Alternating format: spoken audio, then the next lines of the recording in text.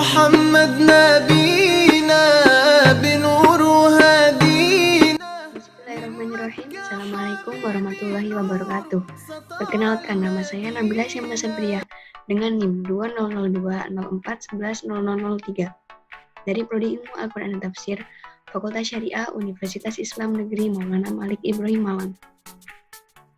Berikut merupakan penilaian akhir semester mata kuliah Sejarah Peradaban Islam, Prodi Ilmu Al-Quran dan Tafsir.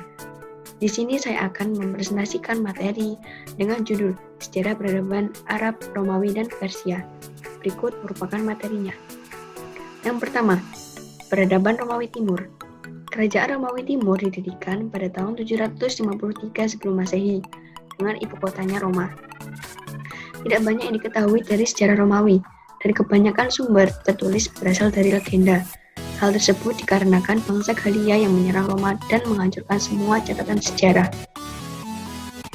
Jadi sangat sulit ditemukan sejarah-sejarah Romawi yang faktual.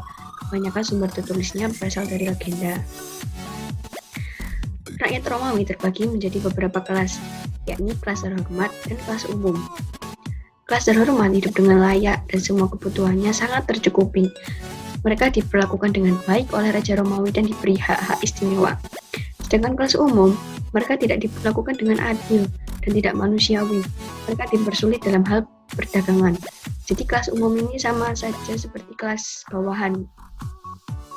Peradaban Romawi seringkali disandingkan dengan peradaban Yunani kuno, Mesir kuno, Persia, dan Cina. Dikarenakan peradaban Romawi tersebut meniru peradaban Yunani kuno, Mesir kuno, Persia, dan Cina. Pada umumnya, masyarakat di kerajaan Romawi menganut agama Nasrani, yang pada waktu itu terpecah menjadi 3 bagian, yakni aliran Yakibah, aliran Nasatiroh, dan aliran Mulkaniyah, yang masing-masing dari 3 aliran tersebut memiliki perbedaan masing-masing. Dalam segi bangunan, mereka banyak meniru peradaban Yunani. Maka dari itu, kerajaan Romawi Timur sering disandingkan dengan peradaban Yunani karena kesamaan dari segi bangunan tersebut.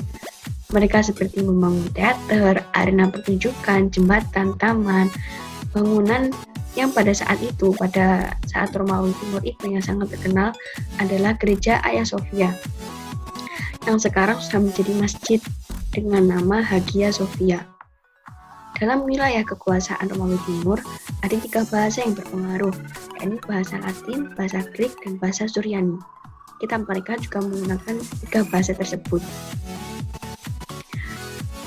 Ilmu pengetahuan peradaban Romawi. Sejarah mencatat bahwa bangsa Romawi sudah mengenal ilmu pengetahuan dari filsafat Yunani. Jadi di sini bisa dilihat bahwa bangsa Romawi memang mengadopsi banyak hal dari bangsa Yunani, seperti Galen yang ahli dalam bidang kedokteran, anatomi, dan fisiologi. Penemuan penting pada masa itu adalah radas atau yang zaman sekarang dapat disebut dengan spekulum.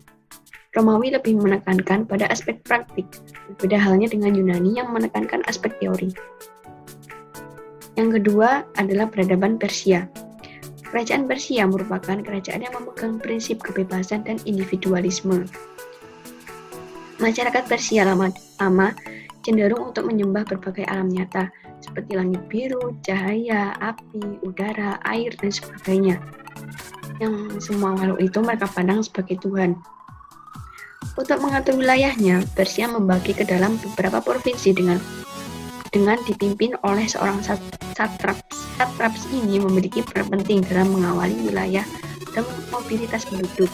Ia bertanggung jawab atas pengumpulan pajak, peperangan, dan sebagainya. Kerajaan Persia semakin memburuk setelah banyak terjadi peperangan yang dilakukan oleh para kaisar dan pemberontakan yang terjadi di mana-mana. Jadi ada kaisar yang dinilai oleh masyarakat Persia sangat keji dan sangat zalim, yang mengakibatkan pemberontakan, peperangan, dan ternyata pemberontakan dan peperangan tersebut itu dimanfaatkan oleh orang-orang Arab untuk merebut kekuasaan Persia, dan disitulah awal mula bangkitnya bangsa Arab atas dunia.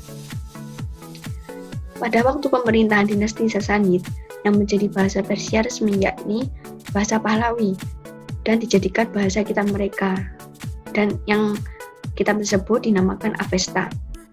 Hasil seni Persia yang paling kuno yaitu keramik, patung-patung, berbagai perabot dari perunggu, dan lain-lain. Peradaban di Arab. Jazirah Arab adalah tempat lahirnya agama Islam yang kemudian menjadi pusat Islam. Peristiwa mengenai kondisi Mekah sebelum Islam diantaranya adalah penyerangan Ka'bah oleh pasukan bergajah, berita tentang kelahiran Nabi Muhammad SAW, dan hegemoni Arab Islam atas dunia. Jadi sebelum mengenal Islam, ketiga peristiwa tersebutlah yang semakin membuat Arab itu semakin terkenal oleh dunia. Bangsa Arab merupakan bangsa yang besar dalam memiliki kemampuan hebat, baik dalam bidang seni sastra maupun strategi perang. Jadi di balik namanya Arab Jahiliyah, mereka tuh mempunyai kelebihan, yakni seni, sastra maupun perang. Jadi banyak kelebihan yang dimiliki oleh bangsa Arab. Bangsa Arab juga membangun peradaban dan kebudayaan. Mereka menyerap beberapa unsur kebudayaan Romawi, Persia, dan Yunani. Kebangkitan bangsa Arab tersebut sejalan dengan kelahiran Islam di Hijaz. Nabi Muhammad SAW sebagai pembawa risalah kenabian yang berperan penting dalam meletakkan dasar-dasar politik sosial bangsa Arab. Kelahiran Islam di Hijaz jadinya menjadi titik awal kebangkitan bangsa Arab. Sejarah mencatat bahwa kekuasaan Arab terbesar terjadi ketika berada dalam kekuasaan dinasti Abbasiyah. Kekuasaan yang mencakup sepertiga bumi, yang meliputi benua Eropa, Afrika, dan Asia. Peradaban di Arab. Perdagangan yang paling ramai di kota Mekah selama musim tertentu yakni pasar Ukas. Jadi pasar Ukas itu termasuk yang terkenal pada masa Arab tersebut. Yang pasar Ukas tersebut ramai pada bulan Zulqa'dah, Zulhijjah, dan Muharram. Dalam bidang seni dan bahasa pada zaman itu, mereka menggunakan khitobah atau pidato dan majelis al-adab dan sauku Ukas. Ilmu pengetahuan yang berkembang pada saat itu adalah ilmu astronomi, ilmu meteorologi, ilmu mitologi, ilmu tenun, dan ilmu tib atau kedokteran. Kurang lebihnya, saya mohon maaf. Sekiranya sekian yang dapat saya jelaskan. Wabillahi taufiq wal hidayah. Wassalamualaikum warahmatullahi wabarakatuh.